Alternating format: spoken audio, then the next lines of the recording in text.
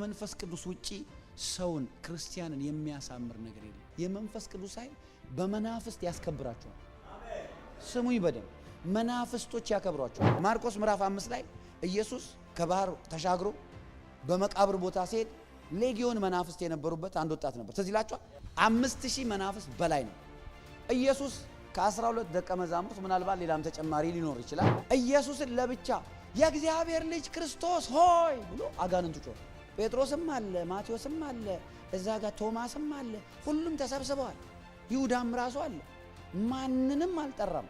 ኢየሱስን ግን ለይቶ አየው። የሚገርም ነው። ሰይጣን ለካ when you are anointed he knows you።